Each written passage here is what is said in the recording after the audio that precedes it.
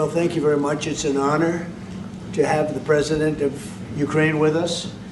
We've had a lot of good discussions, a lot of good talks, and I think progress is being made, very substantial progress in many ways. We had a good meeting, as you know, just a short while ago with the president of Russia, and I think there's a possibility that something could come out of it, and today's meeting is very important. We have, I guess, the seven very powerful leaders from Europe, and we're going to be meeting with them right after this meeting, and thank you very much for being here. Thank you so much, Mr. President.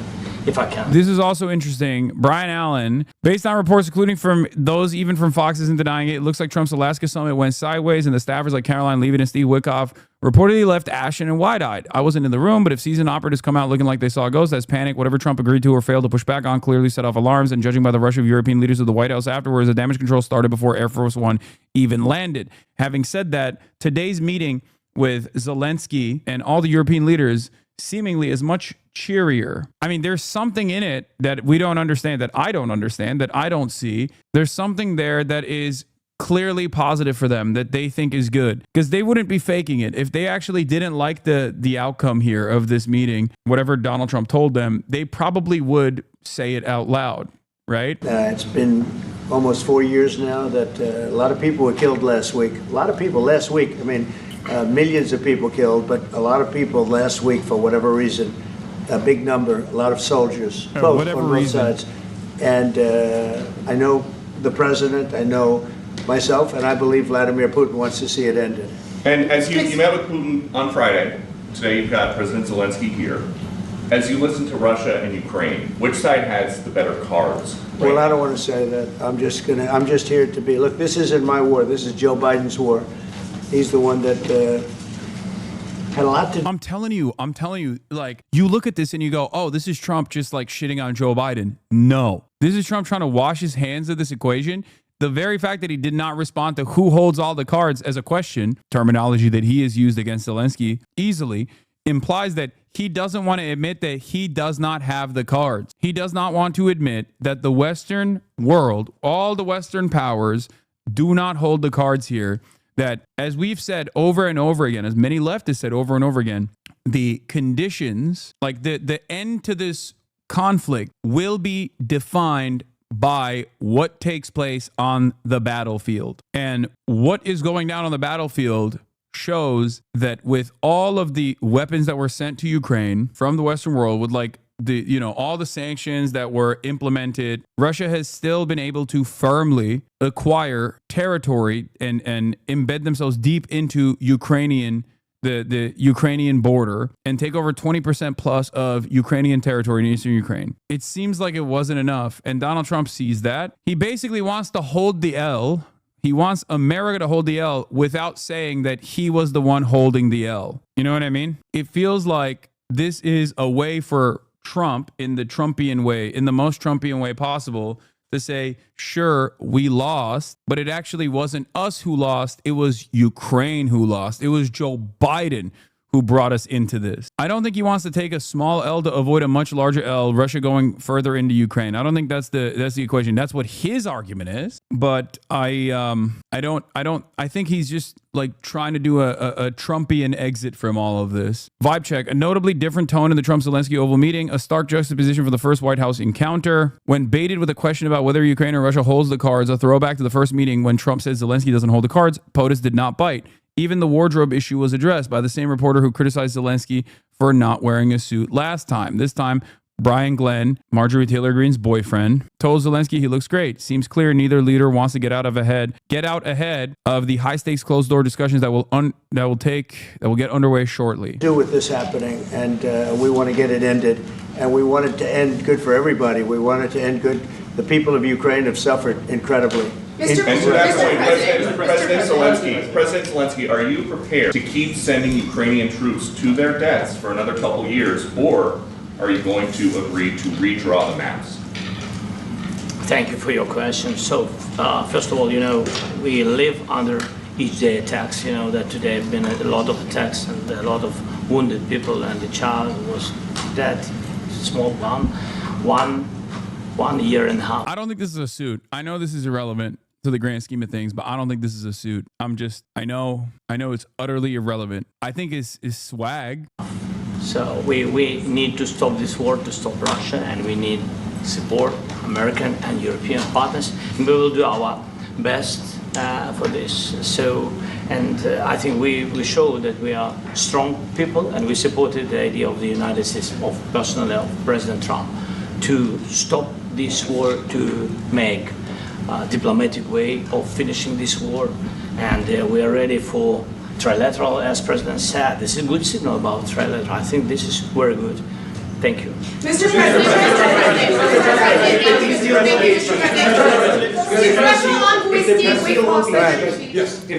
if the peace deal will be achieved, are you? I love how Chad is pretending like there isn't a lot of pro-Ukraine and pro-Israel people out there. Yeah, no, that's the other side of this, which is also, again, incredibly incorrect of an assessment to make.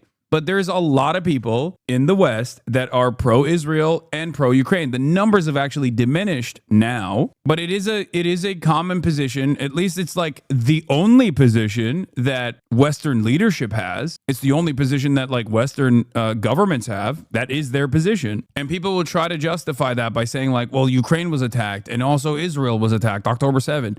But that is a common. That's the other side of the story. There's a lot of people who look at what Russia is doing in Ukraine and say, oh, this is a fight against Western empire. This is like, finally, you got one country that is like able to militarily withstand and like do revenge to the West, right? That's the way they see it. And then on the opposing side, you have all the people in the Western nations who are looking at like Russia's incursion into Ukraine and are terrified about this. And or you got like pro-NATSEC liberals, like pro-NATO liberals who are just saying that they're pro-Ukraine and also literally pro-Israel, not recognizing how insane and how untenable and how utterly hypocritical this position is. You're going to be willing to send American peacekeepers to Ukraine?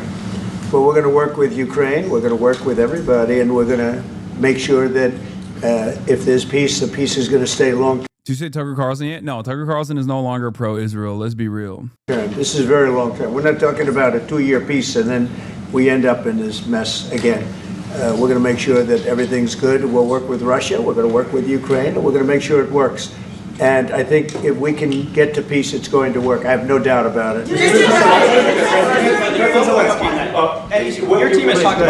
Your team has talked about security guarantees. Could that involve U.S. troops? Would you roll that out in the future?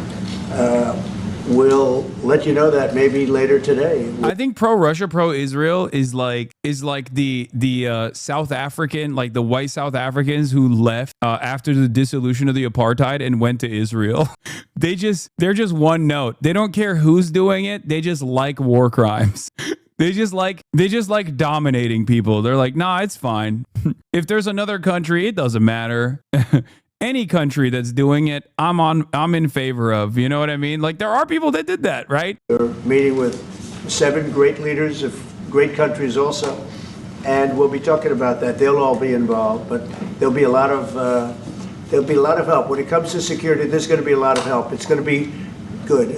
They are first line of defense because they're there. They're Europe, but we're going to help them out also. We'll be involved. Vladimir Putin mentioned that the war will not end without addressing the root causes of this war. Have you had an understanding what are the root causes of this war? Well, look, the war is going to end. When it ends, I can't tell you, but the war is going to end, and this gentleman wants it to end, and Vladimir Putin wants it to end. I think the whole world is tired of it, and we're going to get it ended. It was, I've done 6 wars. I've ended 6 wars, and I think. Oh my God! Oh, I've ended 6 wars, even more wars than you haven't seen before. And it's like you can just basically lie about the Congo whichever way you want, because who's gonna question it? It's not like people were privy to what the fuck was going on anyway. So even if the conflict is still going on, no one is going to investigate this statement. So he can just say it. Just make up new shit. Make up fake countries that don't even exist. Be like, I ended Myanmar. Countries that do exist. I ended Myanmar. I did that. That was me, right? it's not like you got any journalist in that room going, well, that's not true. Why are you saying that? I ended Sudan. I ended it. I ended the Martian War. There was a big war being waged with an asteroid. I ended that too. But this maybe would be the easiest one, and it's not the easiest one. It's a tough one. A lot of reasons for it, and they'll be talking about it for a long time. But they'll be talking about the others. Look, India, Pakistan. We're talking about. That's racist. Assuming Americans don't care about wars in Africa. Shaking my head. Yeah, exactly. They don't. The big places. When you look at, you just take a look at some of these wars. You go to Africa and take a look at that. Rwanda and the Congo, Republic of the Congo. That's been going on for 31 years. And so we've done a total of 6, and we really have 6, not including the fact that we obliterated, and it turned out to be a total obliteration, the nuclear, as you said, the future nuclear capability of Iran. And this one, I think we're going to get solved also. I feel confident we're going to get it solved. Thank you, Mr. President. Can you tell us about your conversations with European leaders and the Republic of condominiums, they're making a Trump Tower. They need to see to support an end to the war? Yeah, well, we're going to be meeting with a great representative group and 7 very powerful, very big countries, and great people, all friends of mine and friends of yours. And we're going to have some suggestions made. They want to see peace. They would like to see peace. They call it Republic of Congo. I call it Republic of Condo. Condominiums, Trump Towers, left and right. Go ahead, please. In the red, in the red. President Trump, do you think it's fair for Ukraine and for Russia to achieve a lasting and durable? Yeah, I ended 6 wars is his like Brandonized version of I did NATO. Like that's it. That's it. I'm doing AUKUS, Jack. I'm doing AUKUS. Except like even though it's like basically the same shit that they're saying, which is an old man rambling. Obviously Trump's rhetoric in this regard is more palatable to the average person because like he's saying that he's ending wars. He's saying that he's ending wars, even though he's not. It doesn't really matter. But like people understand that as like a thing that the president is doing. Whereas people don't understand when someone says like, I did NATO, I did AUKUS. It's territories that Russia hasn't yet conquered. Do you think it's a fair peace for Ukraine? We're going to have a lasting peace. Just to answer the first part of your question, we're going to have a lasting peace. I hope it's going to be immediately. I hope it doesn't have to go on. And I think people of the whole world is going to be very happy when that's announced. Mr. President, you posted on social media, Mr. President, a very touching letter from the First Lady. And the letter was hand-delivered to President Putin. And it calls for an end to the war, essentially, because of the children and the children's future. Why did the First Lady feel that letter was necessary? Was it because she believes that Mr. Putin is the aggressor in the war? Is a similar letter being hand-delivered to President Zelenskyy? So the First Lady felt very strongly. She's watched the same thing that you watch and that I watch. I see things that you don't get to see, and it's horrible. But when she's got a great love of children, she has a wonderful son that she loves, probably more than anybody, including me. I hate to say it, but she loves her son. She loves children, and she hates to see something like this happening. And that goes for other wars too. I mean, she sees the heartbreak, the parents, the funerals that you see on television. Always funerals. We want to see something other than funerals. No, she felt it was a beautiful letter. It was very well received by him. And she did ask me to say, you know, she would love to see this end. She would love to see it end. And she says it very openly, very proudly, and with great sorrow because so many people have been killed. Mr. President, last week, Brian, go ahead, Brian. Yes, sir. I've got a question for each of you. Yes. First of all, Mr. President Zelensky, you look fabulous in that suit. I said the same thing. Yeah, you look. Clown show, dude. Fucking clown show. That's what this is. It's a real dog and pony show. A real clown show. Good. I said the same thing. Yeah, looks good on I you. said the one that attacked you last time. See, now he's I remember that. Yeah, I apologize to you. You look wonderful. No, my first question for you, President But you Zelensky. are in the same suit. You see, I changed, you are not. Maybe yours is much better than mine. Real quickly, upon peace, God willing we get peace, are you open to holding an election in your country? Yes, of course. We are open for election, yes. We have to do safety circumstances, and a little bit we need to work in the parliament, because during the war you can't have elections, but we can do security. We need, maybe, how to say, we need a truth, yes, everywhere, in the battlefield, in the sky, in the sea, yeah, to make possible for people to do democratic, open, legal elections. So you say we're ready. during the war, you can't have elections. So let me just say, 3.5 years from now, so you mean if we happen to be in a war with somebody, no more elections? Oh, that's good. I wonder what the fake You like news this is idea? gonna say. Yeah. This is- No. Speaking of news, I got a question for you. This sounds insane for me even to ask this. But do you think the American media really doesn't even want a peace deal? Because they've seen they've been so critical of you every step of the way as you lead the charge for peace. It's an amazing phenomenon. I said that if in the settlement you got Moscow, St. Petersburg, and thousands of miles around them, they would say, I made a bad deal. That's not. Dog, what are you fucking saying? That is not the deal that is in place.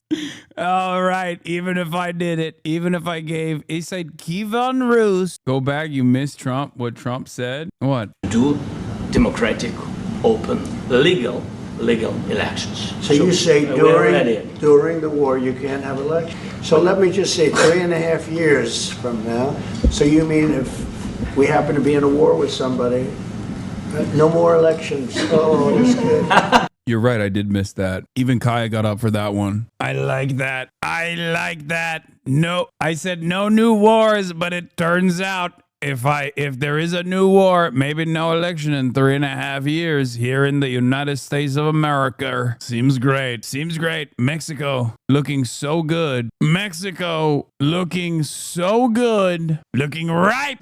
But, you know, in solving all of these wars, they don't even write about it. You know, I saw major wars. I saw wars that have been going on for 31, 35, and 37, and a couple of quicker ones. One that was going to go into a full-blown deal very quickly. You know what the one I'm talking about. It was a big one. But they don't even write about that. No matter what I do, no matter what, and you know, this is not anything to do with you. It's probably to your advantage in a certain way. But no matter what I do, no matter what deal I make, from my standpoint, you'll come out good. Maybe President Putin will come out good. But they'll say, Trump was absolutely horrible. It's just that, and I've lived with that for a long time. I've lived with it since just before the first election. I used to get great publicity. Now I get the worst publicity anyone's ever gotten in office, but I won in a landslide, so that people understand. They're the only ones that count, ultimately. But I've also had great reporters. I've had journalists that are very good. But it's very sad when you do the right thing. As an example, they said, because of the fact that Vladimir Putin came to American soil, this was a tremendous defeat for Donald Trump. No, it was really wonderful that he did it.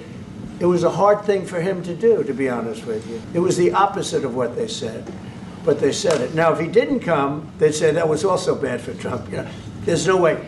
And there's just a great dishonesty of the press, and I think that's why it's lost its credibility. You know, its credibility is at an all-time low.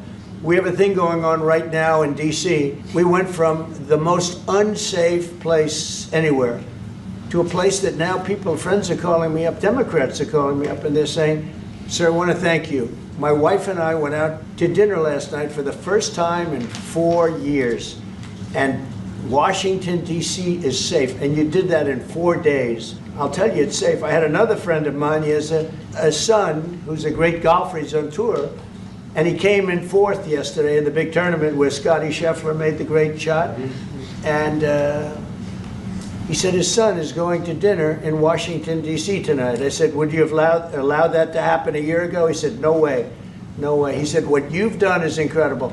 And I think the people realize it.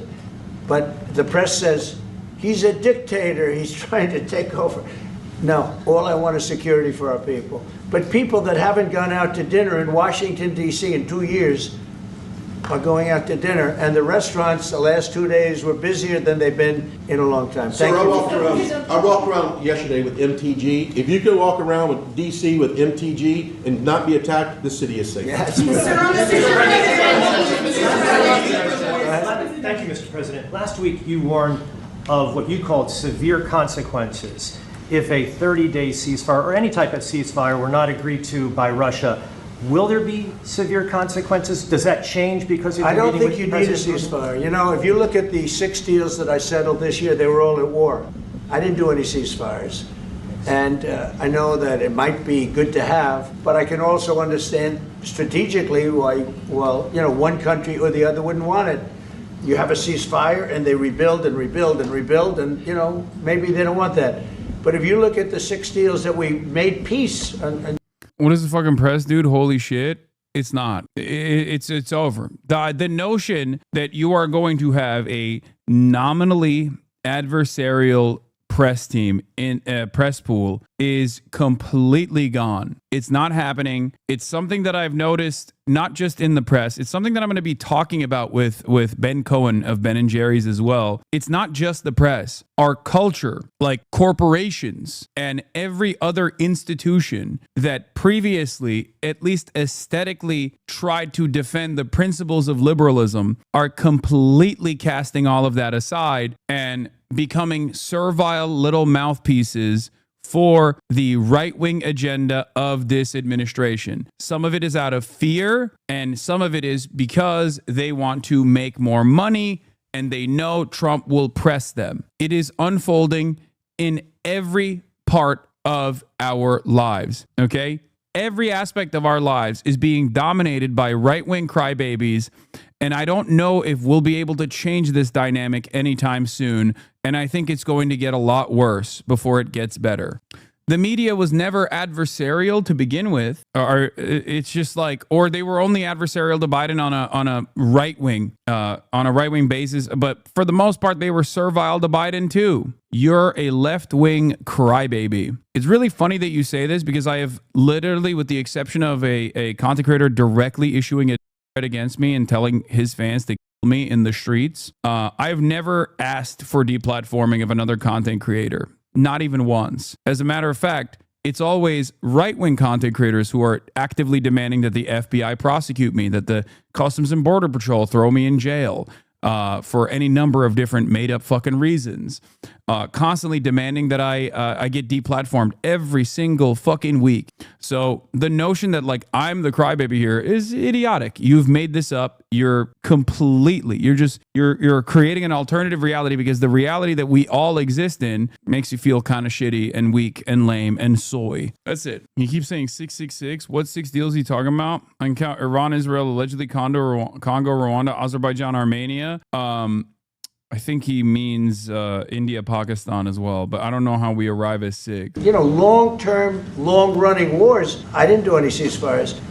I like the concept. You know, I like the concept of a ceasefire for one reason, because you'd stop killing people immediately, as opposed to in 2 weeks or 1 week or whatever it takes. But we can work a deal where we're working on a peace deal while they're fighting. They have to fight. I wish they could stop. I'd like them to stop. But strategically, that could be a disadvantage for one side or the other. But all of these deals I made without even the mention of the words ceasefire. President Zelenskyy, are Can you explain the decision to offer Ukraine Article 5-like security guarantees, but stop short of pushing for their full membership? Yeah, well, we haven't done anything on that yet. If you look back and you go back long before President Putin, it was always a statement that they would never allow Ukraine into NATO. So that was a statement that was made, but we haven't discussed any of that yet. We're going to be discussing it today, but we will give them very good protection, very good security. That's part of it. And the people that are waiting for us, they are, I think they're very like-minded. They want to help out all. Thank you, President. Thank you, President Trump. Are you disappointed there's no The United ceasefire, Mr. States. President? The United States has already given hundreds of billions of dollars to this. Happening, bro? What is like? They're just like yelling. It's just. Do they give the right wingers better microphones or something? Like, what the fuck's happening? They're like, they just tune it up. They're like, oh, it's douchey talking. We gotta fucking tune it. War effort in Ukraine. Biden. At best, it is Biden. a stalemate, and the killing continues. So, President Trump, how much more is the United States willing to give Ukraine? And President Zelenskyy, how much more do you want?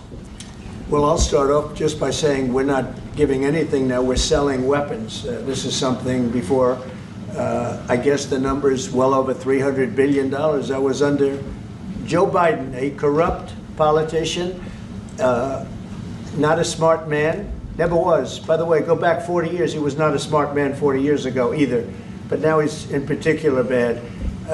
This is MAGA's take on Ukraine, and you said I was wrong. MAGA hates Ukraine, bro. I told you. Yeah, I don't think that's wrong. What do you mean? No, I think there are a lot of Americans. I talk about this all the time. They got duped by like Telegram. There are a lot of Americans who unironically, there are a lot of Americans on the right that unironically think that Russia is actually engaging in a moral war against woke. They see Ukraine as like Fox does still pummel MAGA with anti-Russia sentiment. That's true. Yeah. Both of those things are true. Both of those things are true. While Fox News and the establishment Republicans are still very much invested in the quote unquote defending Ukraine unconditionally narratives, even though it's like just so that they can continue sending weapons to Ukraine. There's no like moral interest here. American politics doesn't exist on moral boundaries. The average American, even not just like MAGA people, I think the average American is just like, why the fuck are we giving so much money to other countries? Like that's their position. Americans are very selfish. MAGA supporters, however, also do have a specific type of reverence for Vladimir Putin. One, born out of Donald Trump's love for Vladimir Putin, and two, because they just got fucking tweaked into defending Russia because they went into the wrong Facebook group and they went into the wrong Telegram channels and they turned into people who actually think Russia is fighting a just war against woke and against like Western degeneracy. This was done by a corrupt administration that shouldn't have been in, and frankly, if the right results of the election were given, if I were president, this war would have never taken place, and he would have been very happy. Like they make it seem as though like Democrats actually wanted to give money to Ukraine so they can make Ukraine gay. Okay, that's it. They think like Democrats wanted to homify Ukraine, and Vladimir Putin is invading Ukraine to stop the gay, stop the woke. Because he would have liked to have seen. I mean, they went through hell. He went through hell. This war would have never happened, and the people that were killed, a couple of million people, a lot of people with soldiers and everything else, and the people that have been displaced and forced into other areas and other countries because of what's happened, none of that would have happened. And I'm just saying that he was a horrible president, whether it was the borders or this, he was just a horrible, corrupt president. Mr. President, You want to I can. Thank you so much. So first of all, we have possibility now to buy weapon from the United States. We are thankful for this program and this opportunity. We are thankful for Europe. They pay for this. And through NATO program, for example, Pearl and etc., we have some programs where we can have some money to finance this. And this is a part, I think. It's not a part for the war and to defend us. It also will be a part for security guarantees, to strengthen our army, to rearm Ukrainian army. This is very, very important. And it depends how much money we need to rearm. For example, the question of air defense, we spoke about it with President Trump, and I'm happy that we have now bilateral decisions and we work on it with production, American production. Nobody in Europe has so many air defense like Patriots, for example. We need it very much, and this is also about defending.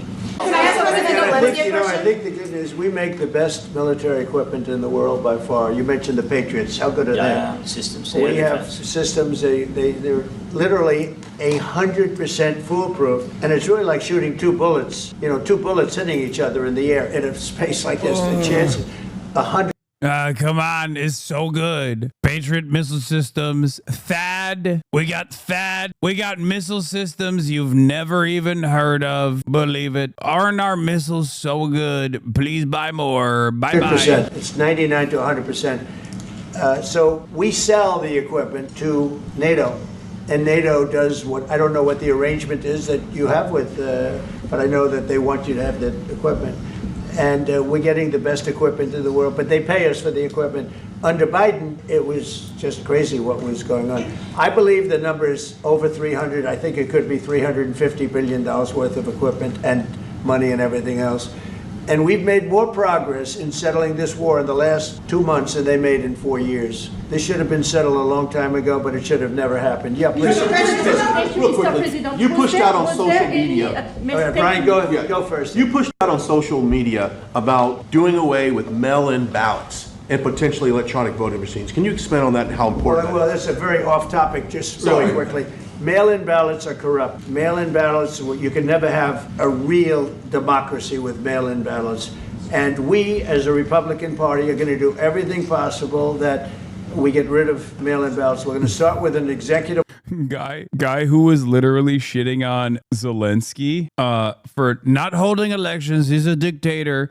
Now talking about undermining another pivotal part of like American democracy while sitting next to Zelenskyy only moments after he said, oh, if you get into a war, maybe you can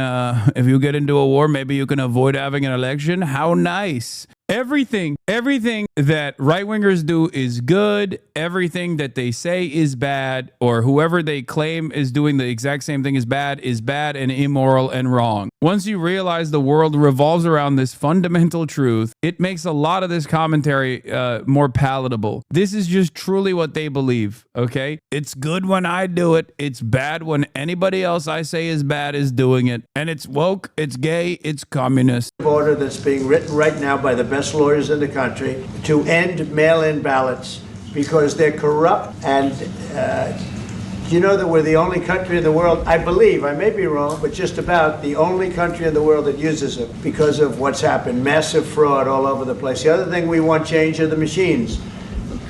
For all of the money they spend, it's approximately 10 times more expensive than paper ballots. And paper ballots are very sophisticated with the watermark paper and everything else. We would get secure elections. We'd get much faster results. The machines, I mean, they say we're going to have the results in 2 weeks. With paper ballots, you have the results that night. Most people, many countries use paper ballots. It's the most secure form. So between paper ballots, very, very important, paper ballots, and I think maybe even more important, the mail-in voting. We're going to end mail-in voting. It's a fraud. If you have mail-in vote, even Jimmy Carter with this commission, they set it up. He said the one thing about mail-in voting, you will never have an honest election if you have mail-in. And it's time that the Republicans get tough and stop it because the Democrats want it.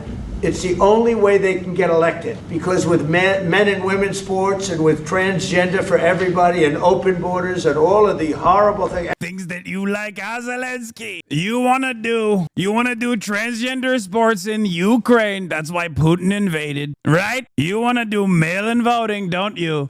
Be honest. You want to do transgender mail-in voting, everybody transgender, everything's computer, everybody transgender. And now the new thing is, they love crime. They're fighting me on the fact that I've made Washington, D.C. safe. We're not going to get mugged, beaten up, or killed like all the people you've been watching get so badly hurt. I'm glad, I hate to take your time with this, but I'm glad you asked me that question. Sorry. We're going to stop mail-in ballots because it's corrupt. You know, when you go to a voting booth and you do it the right way and you go to a state that runs it properly, you go in, they even ask me. They asked me for my license plate, for identify. I said, I don't know if I have it. They said, sir, you have to have it. I was very impressed, actually. But it's very hard to cheat with mail-in voting. As you know what happens in California, it's so corrupt, where some people get 5, 6, 7 ballots delivered to them. Now, we got to stop mail-in voting, and the Republicans have to lead the charge. The Democrats want it because they have horrible policy. If you have mail-in voting, you're not going to have many Democrats get elected. That's bigger than anything having to do with redistricting, believe me. And the Republicans have to get smart. We're not going to have a country. I said for a long time at rallies, you need borders. What are you talking about? Oh my God. Oh my God. He is still chirping about this, dude. You won the election, man. What the fuck? I know mail-in voting is incredibly important to Republican control of Florida because that's how old people vote here. I know he votes by mail. Trump votes by mail. Mail-in voting, universal mail-in ballots is a prominent fixture of Republican states. Red states have used them in perpetuity. Old people need mail-in ballots. He is not trying to stop mail-in ballots. He's trying to stop mail-in ballots and mail-in voting in blue states. That's it. That's it. Because mail-in ballots make it easier. It's a access thing. And the easier it is to go out and vote, especially when you're a horribly unpopular leader, the easier it is to vote against you and your administration. But once again, as I've literally told you, after criticizing voting by mail, Trump and First Lady request mail-in ballots. They vote by mail. Trump votes by mail. It is so fucking stupid. Dog Hasan, you smelly as fuck. Shaking my head. I smell fucking awesome. You should ask your mom. She loves the way I smell. Mail-in voting is not available in Ukraine. Mail-in voting is only available in 12 countries in the world. It's not safe. 8-month subscriber. What the fuck are you talking about? Do you think the American elections are some of the safest elections around the planet? Okay? American elections are some of the safest, most secure elections around the planet. I cannot defend this position enough. Okay? It is just the truth. Mail-in voting is not safe, is insane. Okay? It's also conducted with paper. Paper is the safest method, for the record, before people yell at me. But it is done by paper, and it is the safest method. I don't know, it just feels unsafe. Okay, but that's your feeling. You can't just operate off of your feeling. Can we? Can we operate off of your feelings? Don't you think what matters more than your personal feelings and your personal fears is the million different times that this has been endlessly relitigated? Like, do you think that they don't do checks after the election? Bipartisan committees have been launched to investigate the security of our elections. Republican think tanks have tried to tackle this issue to make a claim that American elections are insecure, they're unsafe. Every single time this has been investigated, every single time, the results have always been the same. The results have always been the same. American elections show very little irregularities, and the fake voting, or like the voter fraud narratives, the voter fraud narratives have always been fraught. It's been fraudulent. You go back a year ago, 2 years ago, 3 millions of people poured into our country. It was terrible. Thank you very much. International Institute for Democracy and Electoral Assistance, IDEA, an intergovernmental organization that works to protect democratic institutions, says that 34 countries allow postal voting, 12 of which allow it for all voters, and 22 of which allow it for some voters. Among the countries that allow it are Canada, the United States, the United Kingdom, Australia, and Germany.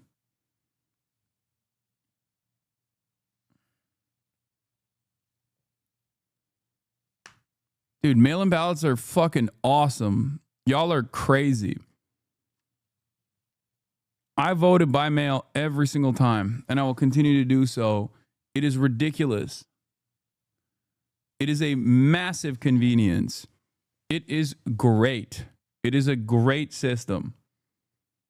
And if there were major irregularities, okay, then yes, I would advocate to change it. What security guarantees do you need from President Trump to be able to make a deal? Is it American troops, intelligence, equipment? What is it? Everything. And really, it includes two parts.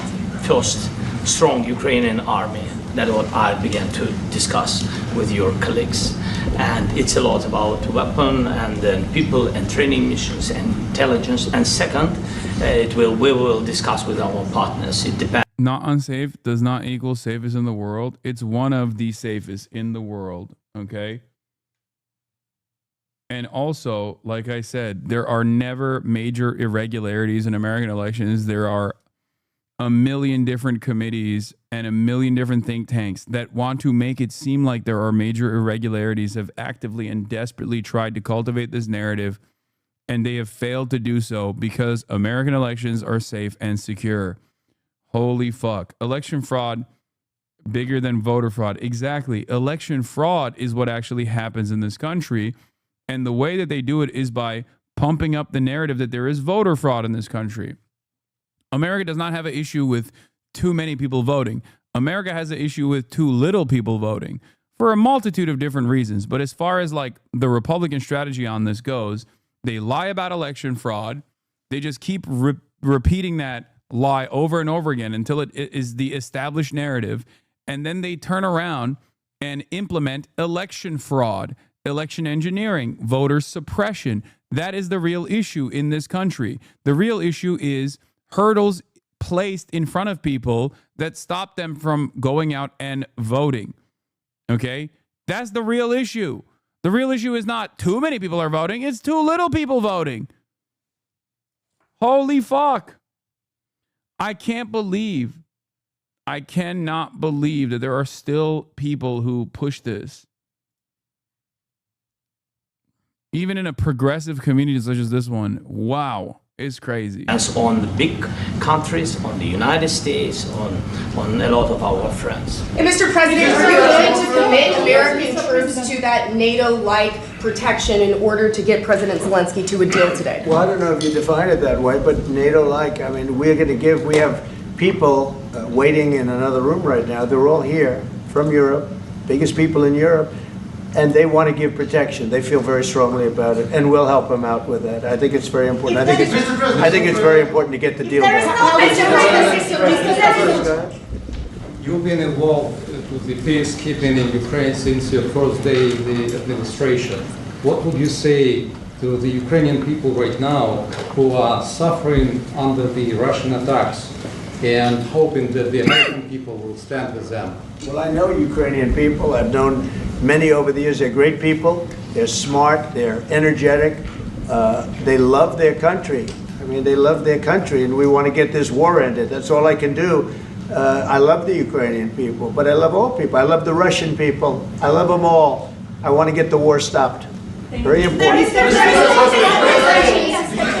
President, was there any aspect of your discussion with Vladimir Putin that left you disappointed? Look, we just spoke to, I was just telling the president, I just spoke to President Putin indirectly, and we're going to have a phone call right after these meetings today. And we may or may not have a trilat. If we don't have a trilat, then the fighting continues. And if we do, we have a good chance. I think if we have a trilat, there's a good chance of maybe ending it. But he's expecting. Trilat is so funny. He's so sick. Oh, we're going to have a trilat. Many people are calling it the trilat. I call it trilat.